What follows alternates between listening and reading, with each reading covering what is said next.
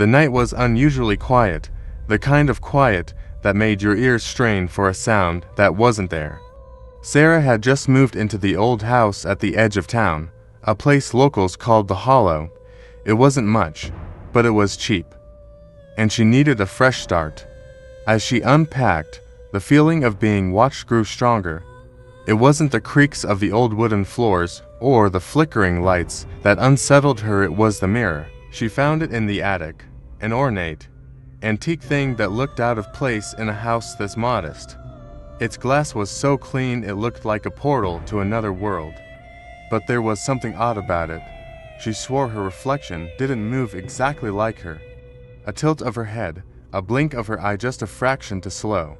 By the third night, she couldn't shake the feeling that the mirror was more than it seemed. Then it happened. As she passed it, carrying a box to the living room, she saw something in the reflection that shouldn't have been there, a figure standing behind her. She spun around, but the room was empty. Just tired, she whispered to herself, but her voice felt small in the stillness. She glanced back at the mirror. Her reflection stared at her, and this time, it smiled. Sarah shifted uneasily as she placed the last box onto the creaky wooden floor of her new home. The house was cheap to cheap, and even as she signed the paperwork, the real estate agent avoided making eye contact. But Sarah wasn't in a position to ask questions. She needed a place, and the Hollow was all she could afford. The house was as old as it felt, with peeling wallpaper, flickering lights, and floors that groaned under her every step. But Sarah told herself it had character. That was what mattered. Right. She would make it work. On her third day, while rummaging through the attic for storage space, she found it, the mirror. It stood at least 6 feet tall, propped against the wall as though someone had tried to forget it was there. Its frame was ornate, carved with delicate spirals that seemed to twist endlessly the longer you stared. The glass was flawless, too flawless for something so old, reflecting light like it had been polished yesterday. Sarah hesitated before touching it, her fingers brushing the cold, smooth surface of the glass. A chill ran through her, but she shook it off. "I could put this in the living room," she muttered, more to herself than anyone.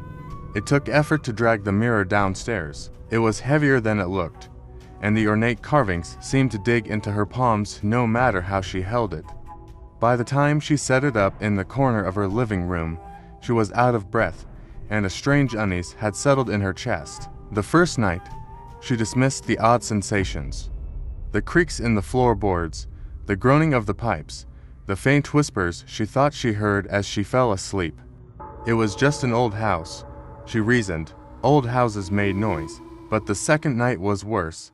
Sarah had settled onto the couch, scrolling mindlessly through her phone, when her eyes flicked to the mirror. For a moment, she thought she saw movement. Something in the reflection shifted, just out of sight. She froze, staring at her reflection. The room behind her was empty, exactly as it should be. "Relax," she whispered, laughing nervously to herself. "It's nothing," but she couldn't shake the feeling of being watched. By the third night, the whispers became louder. They weren't voices she could understand, just a faint murmur, like someone speaking from far away. It was coming from the mirror. She was sure of it. That was the night she saw it, carrying a box of books past the mirror. She glanced at her reflection out of habit. But what she saw stopped her in her tracks. There was a figure standing behind her. It wasn't human. Its shape was dark and twisted, its edges blurred like smoke. Her breath caught in her throat as she spun around, dropping the box. The room behind her was empty. She turned back to the mirror, and the figure was gone. But her reflection wasn't right. It wasn't mimicking her movements anymore. It stood there, staring at her, its eyes wide and unblinking. And then, it smiled. Sarah stumbled backward, her heart pounding in her chest. She clutched her phone, dialing the first number she could think of, a friend, anyone, but the line crackled with static. She hung up, staring at the mirror again. Her reflection had returned to normal, but the unease in her chest hadn't left. She didn't sleep that night. The next morning, She covered the mirror with a sheet. But as she stepped back to admire her work, she swore she saw the fabric ripple, as if something underneath was moving. Sarah spent most of the next day avoiding the living room altogether. She busied herself with unpacking boxes and cleaning, doing anything to distract herself from the thought of the mirror. But no matter how much she tried to focus, she couldn't escape the feeling of being watched. By evening, the unease had turned into a dull ache in her chest. It was as though the house itself didn't want her there. She shook her head, scolding herself for being paranoid. It's just an old house. It's just a mirror. When she finally stepped back into the living room, she froze. The sheet she had draped over the mirror was on the floor. It lay crumpled, as though someone or something had pulled it off. Her heart raced as she inched closer. She told herself it was the draft. The house was old. The windows didn't seal properly, but deep down, she knew better. The mirror stood there, bare, reflecting her pale, wide-eyed face, but it was too late to look away. Her gaze locked onto the glass, and for a moment, she couldn't move. Her reflection stared back, but something was off. The room behind her, in the reflection, wasn't the same. The light was dimmer, the shadows longer, and then she noticed the figure was back. It stood in the far corner of the reflection, motionless and shrouded in darkness. Its outline was sharper now, more defined. She could make out the faint shape of arms, long and thin, ending in hands that seemed to stretch unnaturally. She spun around, her breath hitching in her throat. The corner behind her was empty. When she turned back to the mirror, the figure was closer. A choked sound escaped her lips as she stumbled backward, knocking over a lamp. The bulb shattered, plunging the room into near darkness. She scrambled for her phone, fumbling to turn on the flashlight, but her hands were trembling too much to hold it steady. The light from her phone flickered across the mirror, and her heart stopped. The figure was no longer in the reflection, it was standing directly in front of her. Or was it? She blinked, and it was gone. The mirror reflected only her panicked face and the disarrayed room. She ran. Slamming the living room door behind her, she bolted up the stairs to her bedroom, locking the door and shoving a chair under the knob for good measure. Her breaths came in shallow gasps. She pressed her back against the wall, clutching her phone like a lifeline. She didn't go back downstairs for the rest of the night. Morning came, bringing with it a fragile sense of calm. Sarah decided she had had enough. She wasn't staying in this house another night. She'd find a motel, call anyone and figure out what to do later. But as she descended the stairs, she stopped short. The mirror was gone. The corner where it had stood was empty, the sheet still crumpled on the floor. She searched the house, her heart pounding harder with every step. It wasn't in the living room. It wasn't in the attic. It wasn't anywhere. And then her phone buzzed. A text message from an unknown number. "You can't leave, Sarah." Her blood turned to ice. Her hands shook as she tried to call someone, anyone, but the screen froze. A low hum filled the air, and her phone slipped from her grasp, falling to the floor. When she looked up, the mirror was back. It stood in the center of the room now, tilted slightly forward as though inviting her to look, and she couldn't help herself. She stepped closer, drawn in despite the screaming voice in her head telling her to run. Her reflection stared back, identical in every way except it wasn't. It raised a hand. Sarah didn't, and then, slowly, it began to wave. Sarah stumbled backward, her heart pounding so loudly she could hear it in her ears. Her reflection's wave stopped, its hand frozen midair as if mocking her terror. She clutched at the wall behind her, desperately searching for anything that would make her feel grounded, real.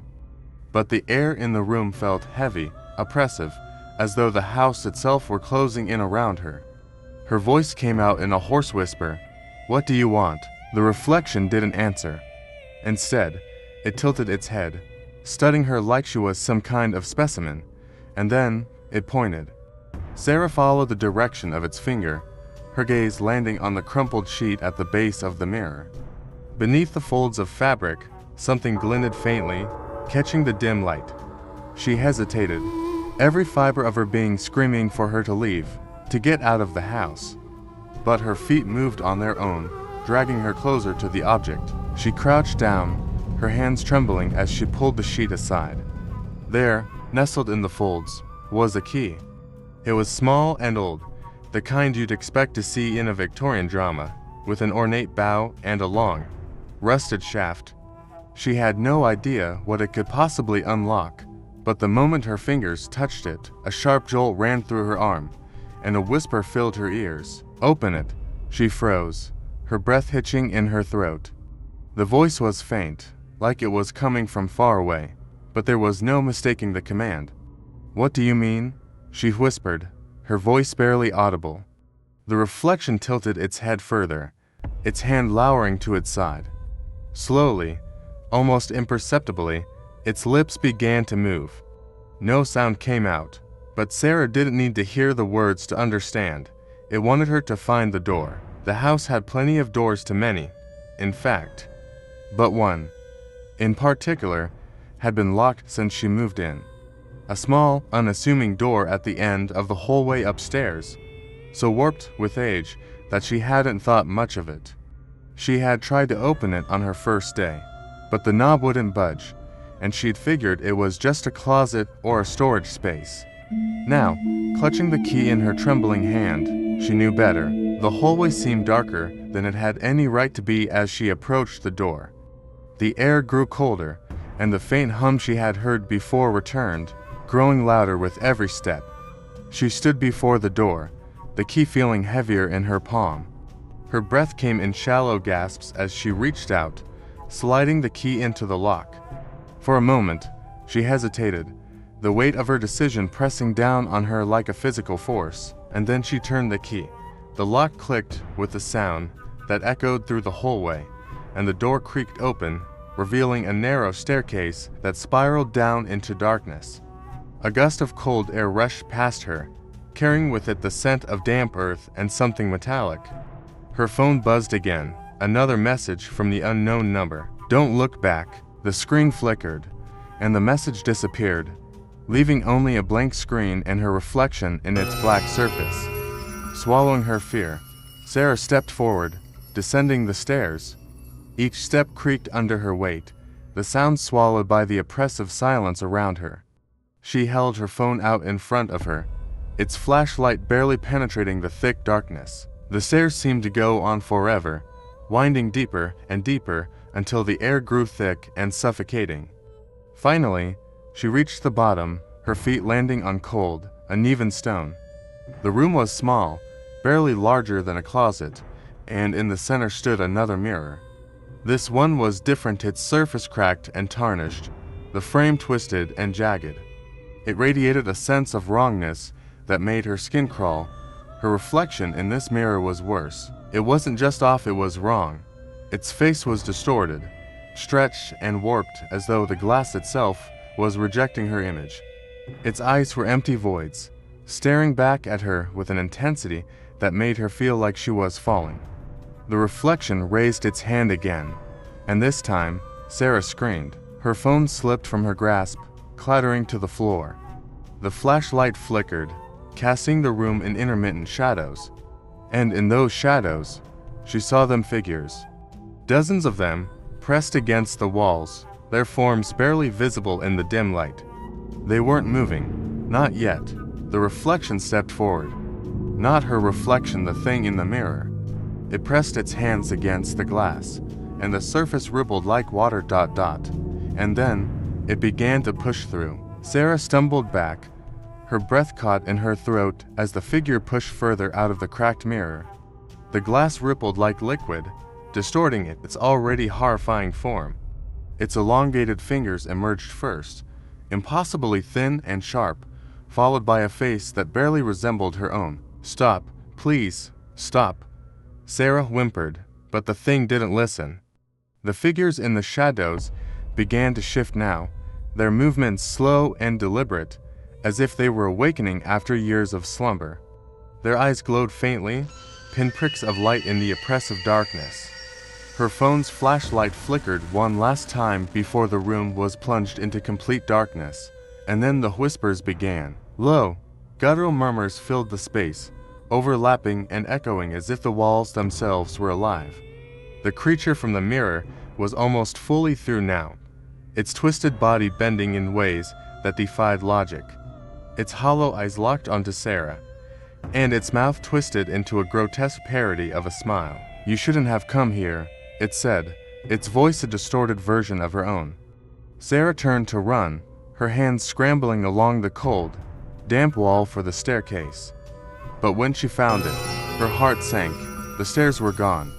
In their place was more stone, smooth and unyielding, as though the passage had never existed. She was trapped. The whispers grew louder, more insistent.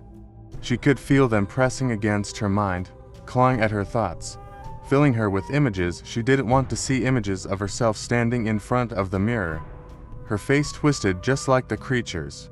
No, she screamed, covering her ears. This isn't real, but it was real. The creature was upon her now, its long fingers inches from her face. She could feel the cold radiating from its form, smell the metallic tang of the air around it. Her back hit the wall that leaned closer, its twisted grin stretching unnaturally wide, and then it whispered, just for her, it's your turn. Before Sarah could scream, its hand shot forward, grabbing her wrist with an icy grip. The mirror behind it began to pull her in, the surface rippling and churning like a whirlpool. She clawed at the wall, desperate to hold on, but the force was too strong. Her reflection stared back at her from the cracked glass, unchanged, unmoving. But her eyes watched with a strange, cold satisfaction. As the mirror swallowed her whole, she heard the last thing she'd ever hear from the world she knew, a low, cruel laugh. The house was quiet again. The mirror stood in its corner, perfectly pristine, as if nothing had ever happened. But if you looked closely, you'd see something in the reflection. A girl. Her face frozen in a silent scream, trapped forever in the depths of the glass. The whispers faded, the figures in the shadows retreating into the darkness, waiting patiently for the next occupant. Because someone always comes. Someone always looks into the mirror. And the mirror always takes what it wants. What would you do if the mirror stared back at you, if the shadows in your home began to move?